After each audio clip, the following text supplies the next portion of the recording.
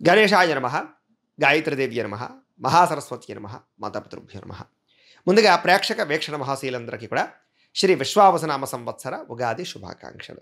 ఇక సింహరాశి వారికి సంబంధించిన ఫలితాలు. అయితే మఖా నక్షత్రం 1, 2, 3, 4 పాదాల వారు, పుబ్బా నక్షత్రం 1, 2, 3, 4 పాదాల వారు, ఉత్తరా నక్షత్రం 1వ పాదం వారు కూడా సింహరాశిలోకి వస్తారు. పేరును బట్టి చూసుకునేటటువంటి వారు మీ పేరులో మొట్టమొదటి అక్షరం మా, మీ, ము, మే, మో, టా, టీ, టూ, టే ఈ అక్షరాలతో కనుక మీ పేరు ప్రారంభమైతే మీ అందరిది కూడా సింహరాశి అవుతుంది. కాబట్టి సింహరాశిని చూసుకోండి. మీకు ఈ సంవత్సరం ఆదాయం 11, వ్యయం కూడా 11. రాజపూజ్యం 3, అవమానం 6గా కనపడుతుంది.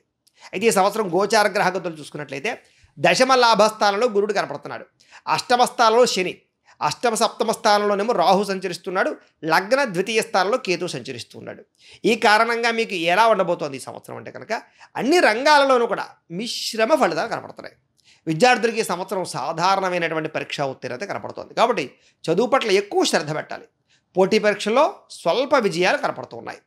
అలాగే గొప్ప గొప్ప చదువుల కోసం, విదేశీ చదువుల కోసం ప్రయత్నాలు అయితే మాత్రం ఖచ్చితంగా మీకు లాభిస్తాయి. విదేశాల్లో చదువుకోవాలనుకుంటే ఇదే మీకు మంచి సమయం, కాబట్టి ప్రయత్నం చేయండి. అలాగే ఉద్యోగస్తులందరికీ కూడా మంచి గుర్తింపు వస్తుంది, ప్రశంసలు లభిస్తాయి, బాధ్యతలు విపరీతంగా పెరుగుతాయి, ప్రమోషన్లు ఇంక్రిమెంట్లు మాత్రం ఖచ్చితంగా పొందగలుగుతారు. అయితే నూతన ఉద్యోగాల కోసం ప్రయత్నం చేసేవారు, గవర్నమెంట్ ఉద్యోగాల కోసం ప్రయత్నం చేసేవారికి మాత్రం నమ్మక ద్రోహాలు ఉన్నాయి. ఎవరో ఉద్యోగాలు ఇప్పిస్తారని మోసం చేయడం, జాగ్రత్తగా ఉండండి. అలాగే తోటి ఉద్యోగస్తులతో సంబంధ బాంధవ్యాల విషయాల్లో జాగ్రత్త, గొడవలు కనపడుతున్నాయి, జాగ్రత్త. ఇక వ్యాపారస్తులందరూ కూడా మంచి వ్యాపార అనుకూలతలు కనపడుతున్నాయి, కొత్త పెట్టుబడులు లాభదాయకంగా ఉంటాయి. అలాగే పార్ట్నర్షిప్ వ్యాపారస్తులు మాత్రం నష్టాలునే, జాగ్రత్తగా ఉండాలి. వ్యాపారపరంగా మిశ్రమంగా లాభాలు అయితే కనపడుతున్నాయి ఈ సంవత్సరం. అలాగే కొత్త పెట్టుబడులు పెట్టేటప్పుడు ఆలోచించిన నిర్ణయాలు తీసుకోవడం మంచిది. వ్యవసాయదారులకి ఈ సంవత్సరం మిశ్రమ ఫలితాలే కనపడుతున్నాయి. వాతావరణ పరిస్థితులు అనుకూలించకపోవడం వల్ల కొంచెం దిగుబడి తగ్గే అవకాశం కనపడుతోంది. అయితే ప్రభుత్వపరమైనటువంటి సహాయం మీకు ఖచ్చితంగా లభిస్తుంది ఈ సంవత్సరం. అలాగే కుటుంబ వ్యవహారాలు ఆనందదాయకంగా ఉంటాయి. కుటుంబ సభ్యుల మధ్య ప్రేమానురాగ ఆప్యాయతలు బాగా పెరుగుతాయి. కాకపోతే ఎవరో ఒకళ్ళు మీ మధ్య గొడవలు పెట్టడానికి ప్రయత్నం చేస్తూ ఉంటారు. నరదిష్టి, నరఘోష బాగా పెరుగుతాయి, జాగ్రత్తగా ఉండండి.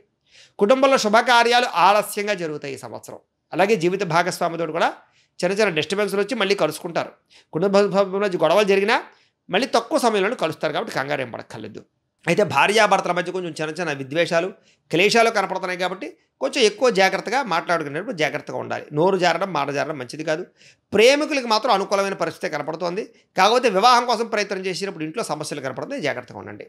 ఇక సంతానం కోసం ప్రయత్నం చేసేటటువంటి వారికి ఈ సంవత్సరం స్వల్ప అవకాశాలు కనపడుతూ ఉన్నాయి. గట్టిగా ప్రయత్నం చేయాలి. కొంచెం దేవతాపరమైన బలం, గ్రహబలం మీకు అవసరం. ఒకసారి జాతకం చూపించుకుంటే ప్రయత్నం చేయండి. తద్వారా ప్రయత్నం చేయండి, మీకు సంతానం ఖచ్చితంగా కలుగుతారు. ఈ సంవత్సరం వివాహం కాని వారికి వివాహ ప్రయత్నాలు ఫలిస్తాయి. భార్యాభర్తల మధ్య గొడవలు తగ్గుతాయి, విడిపోయిన భార్యాభర్తలు కలుస్తారు. ఆర్థికంగా ఈ సంవత్సరం ఖర్చులు చాలా శాతం తగ్గించుకునే ప్రయత్నం చేస్తే బాగుంటుంది. ఆదాయం పెరుగుతుంది. కాకపోతే కనుక ఖర్చులు విపరీతంగా ఉండడం వల్ల డబ్బులు కనపడవు మీకు, అంతే. పెట్టుబడులు బాగా పెట్టగలుగుతారు, కొత్త వాహనాలు కొంటారు, నూతనపరమైనటువంటి వేరే గృహాలు కొనుగోలు చేసే అవకాశం కనపడుతుంది. పెట్టే పెట్టుబడుల వల్ల వృద్ధి కనపడుతుంది. రుణాలు తీసుకుని కూడా మంచి మంచి పెట్టుబడులు పెట్టగలుగుతారు. అయితే కొంచెం వడ్డీ రేటు తక్కువ వాటికి చూసుకుని వ్యవహారం చేసుకొని కంగారు మాత్రం పడిపోకండి. కోర్టు సంబంధించినటువంటి విషయాల్లో మాత్రం ఖర్చులు విపరీతంగా కనపడుతున్నాయి.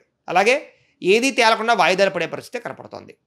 ఆరోగ్య విషయంలో కూడా ఎక్కువ శ్రద్ధ పెట్టండి. మానసిక ఒత్తిడి తగ్గించుకోండి. అలసట బాగా కనపడుతోంది. అలాగే ఆహారపు అలవాట్లలో మార్పు తెచ్చుకోవాలి. ఈ సంవత్సరం వ్యాయామాలు చేయాలి, సమయానికి వైద్య పరీక్షలు చేయించుకోవాలి. లేకపోతే కనుక శస్త్రచికిత్స అవకాశాలు, అనారోగ్య సమస్యలు, హాస్పిటల్ పాలయ్యే అవకాశాలు ఉన్నాయి, జాగ్రత్తగా ఉండండి. ఇక విదేశాల ప్రయత్నాలు చేసేటటువంటి వారికి మంచి అవకాశాలు కనపడుతున్నాయి. ఉద్యోగరీత్యా కానీ, వ్యవహారాల రీత్యా కానీ విదేశాల్లో బాగా సెటిల్ అవుతారని చెప్పొచ్చు.